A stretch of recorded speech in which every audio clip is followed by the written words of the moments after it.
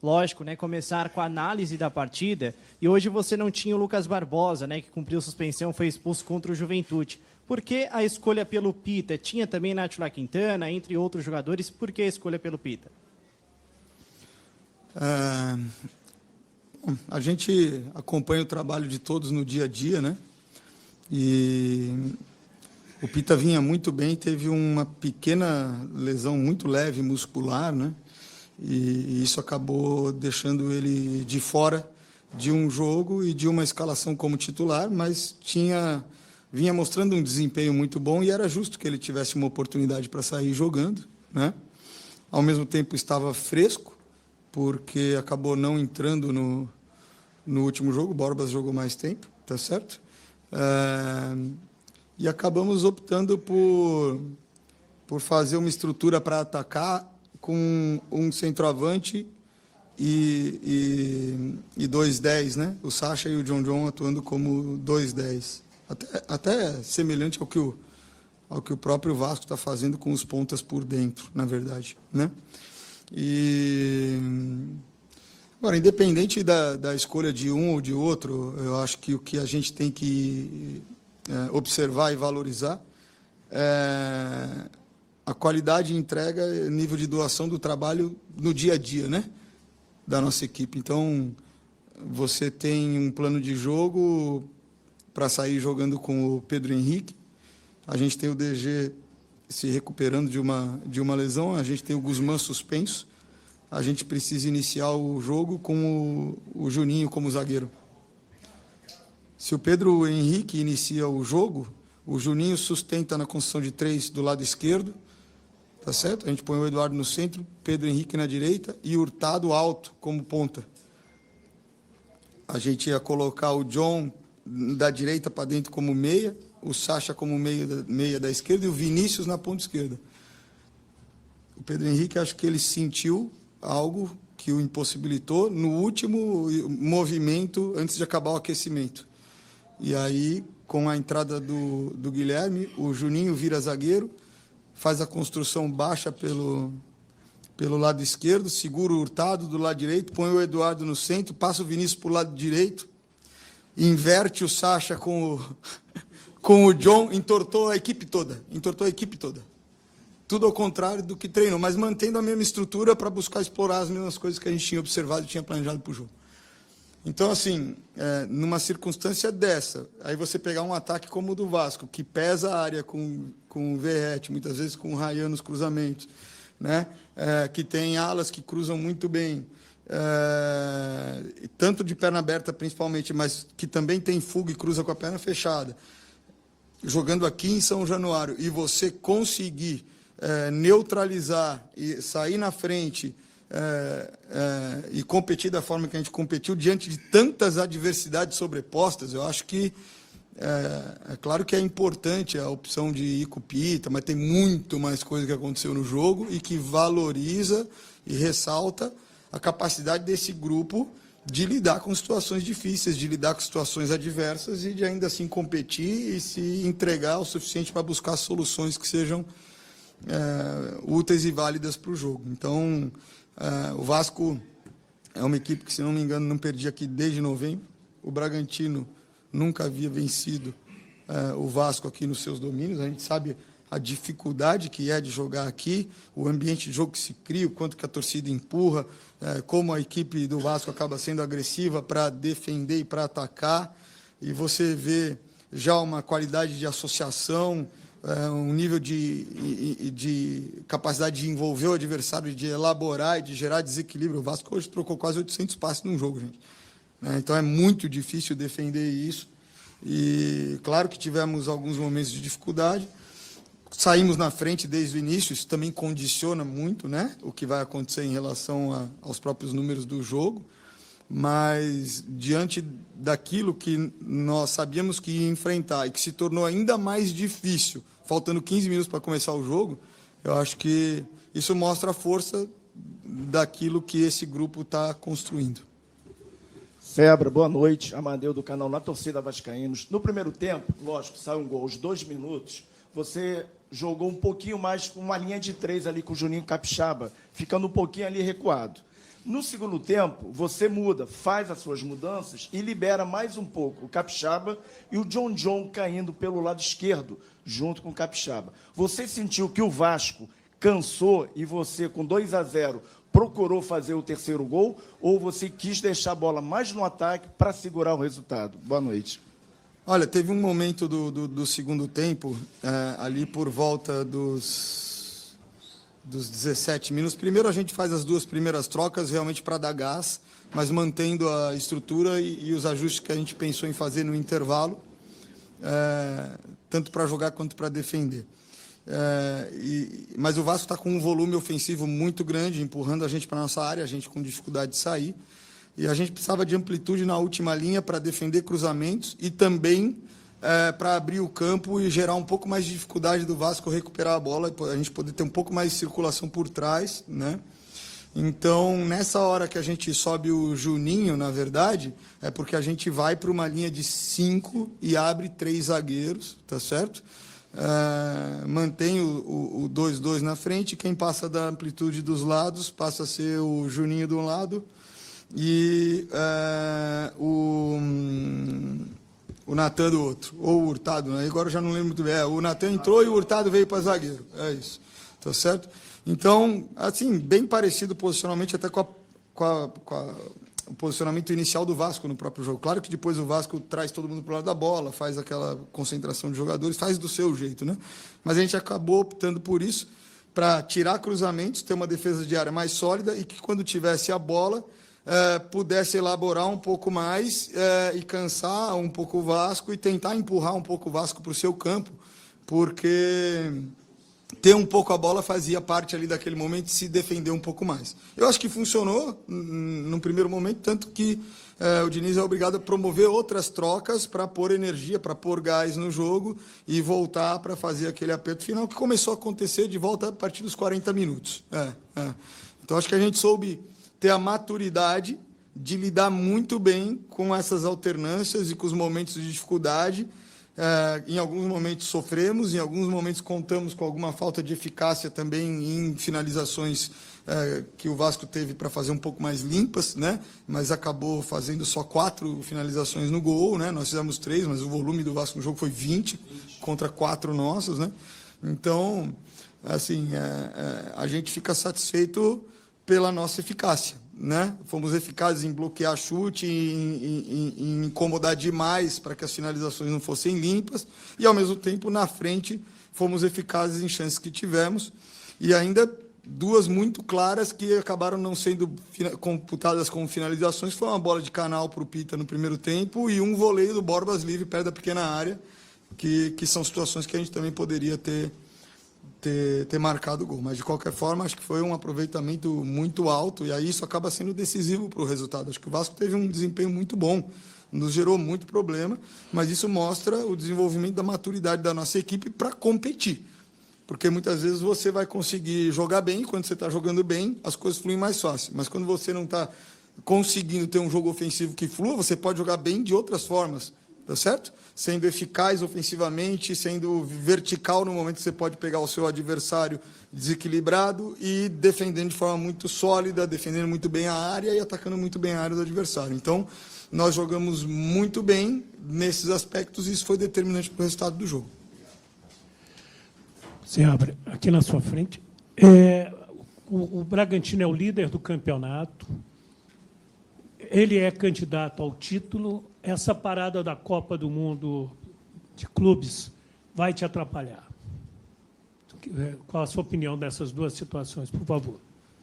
Acho que assim, a gente tem que ter clareza dos nossos objetivos e também do contexto do campeonato que a gente está disputando, tá certo? O campeonato, como eu já falei algumas vezes, tem outras competições que atravessam o campeonato e que condicionam muito a forma como são jogadas e aí o desempenho, os próprios resultados das partidas no Campeonato Brasileiro. Tem outro aspecto que é a questão da janela do meio de ano, que muitos times mudam significativamente, fazem investimentos pesados, e tem o outro aspecto que são equipes que têm muito peso e disputam competições internacionais como a Libertadores. A partir do momento que elas começam a ser eliminadas, elas conseguem recuperar melhor, ter menos desgaste logístico e se preparar, vão com mais frescor, mais oxigênio para os jogos do Campeonato Brasileiro. Tá certo? Então, é um campeonato que muda muito, está muito cedo. Qual que é o nosso desafio? O nosso desafio, desde o início, é permanecer entre os 10. Então, hoje a gente é líder, ótimo, é pelo que a gente está construindo como trabalho. Tá certo? Depois de 11 rodadas, não dá para dizer que é algo casual, existe porquê, tá certo?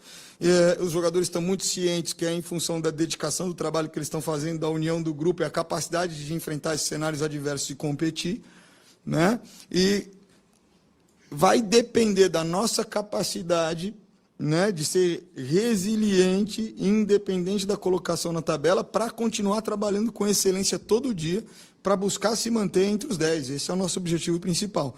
Agora, à medida que a gente pode se firmando num nicho que seja mais interessante, a gente vai dar a vida para continuar nesse nicho. Foi o que a gente fez hoje. Hoje a gente deu a vida aqui para conseguir ganhar do Vasco. Tá certo? Então, e aí, claro, é um campeonato longo, mas é um campeonato jogo a jogo. O que eu posso garantir para vocês é que cada jogo a gente vai planejar com a intenção de vencer. Independente se pode ser em casa, fora de casa, uma equipe que está no G4, uma equipe que está no Z4, isso a gente vai ter. Agora, falar do campeonato, conhecendo como são as características do campeonato, acho que é uma coisa mais difícil. Seabra, boa noite. Sérgio Kim, de canal Atenção Vascaínos. Parabéns aí pelo resultado. Eu sou da imprensa específica, cobertura do Vasco. Claro que eu não vou te pedir para fazer uma análise do time do Vasco, mas a imprensa vascaína como um todo avalia o time do Vasco com algumas deficiências na parte física dos jogadores. Enquanto você tem no seu time, se não tem jogadores estrelados, medalhões, tem um time com característica de muita intensidade, muita velocidade, muita força física. Para você, no futebol de hoje, é mais importante um time intenso, como o Bragantino tem sido? Como é ter um time que consegue acompanhar fisicamente a ideia do treinador? Obrigado. Olha, eu acho que tudo é importante, né? No rendimento, a gente tem essas dimensões técnico-tática, né? Que é a relação do jogador com o jogo e da organização da equipe. A questão estratégica, que é como a equipe vai se relacionar diante do adversário, com as características do adversário, nos diferentes momentos e fases do jogo. Tem o aspecto mental e tem o aspecto físico. Mas, na verdade, eles ocorrem ali de forma concomitante, né? Agora, as características da forma que a equipe organiza o jogo, elas também impõem outras demandas para o adversário. Então, o Vasco exigiu demais da gente hoje resistência. Tá certo? E nesse sentido, nos obrigou a acelerar as nossas trocas. Tá certo? Então, a forma como uma equipe joga, ela se torna o estímulo estressante para o adversário. Tá certo? A nossa equipe não é tão acostumada a defender por tanto tempo. É uma equipe que divide posse de bola, se vocês forem ver aí, é 55-45 a favor, 55-45 contra. Quando você enfrenta um jogo que te tira da característica do jogo, que o nosso jogo é um jogo que tem posses alternadas longas com posses muito rápidas, né? Tanto para atacar quanto para defender. Aí nos obriga a defender por muito tempo cada posse de bola. Isso gera um desgaste enorme para a gente, porque foge da forma como a gente está condicionado. E a gente sabia que hoje ia ser desafiador para a gente nesse sentido, e assim como a gente, conhecendo a característica do Bahia, também sabe que a gente vai passar pela mesma situação no próximo jogo. A nossa equipe é uma equipe capaz de, em alguns momentos, elaborar mais antes de proporcionar um ataque, mas é uma equipe essencialmente capaz de fazer ataques rápidos, tanto em jogo posicional quanto em transições. E isso pode aparecer como um estímulo estressante que alguns adversários vão ter dificuldade nesse sentido. Então, é muito difícil pesar, avaliar e julgar, porque a característica de cada jogo muda. E se em algum momento o Vasco sofreu com isso hoje, pode ter certeza que ele infringiu sofrimento pra caramba na gente. E a gente, um dos méritos nossos foi ter conseguido sofrer até encontrar uma solução, não sofrer gol, vir com a solução, respirar um pouco, depois sofrer de novo, né? Então, eu acho que tem que ter muito cuidado, ter muito equilíbrio nesse sentido, né? Para uma equipe que está iniciando um trabalho recente, eu acho que está tendo uma capacidade de se apropriar e aplicar as ideias de jogo, que é muito positivo e impressionante. A gente também teve um início de ano muito complicado, e se hoje o Bragantino está no nível que está, é porque passou pelas oscilações, soube absorver os momentos de oscilação, soube manter o foco naquilo e continuar desenvolvendo as ideias do jogo e deixar todo mundo alinhado nesse sentido. Então, eu acho que não tem como fazer um futebol que tenha um crescimento do trabalho se não houver esse tipo de contexto que permita um trabalho se desenvolver. Seabra, Diogo Costa aqui da Rádio Web Total. Gostaria de saber mais sobre a forma de marcação do Bragantino, porque o PH ele ficava muito livre pela ponta direita, mas o Vasco jogava muito pela ponta esquerda. E o Bragantino, você usou muito essa formação de bloco de marcação, que não deixava o Vasco. Isso foi treinado, isso foi analisado pelo estilo de jogo e características de ataque do Vasco da Gama? Olha, é muito difícil assim, enfrentar a forma como sempre, né?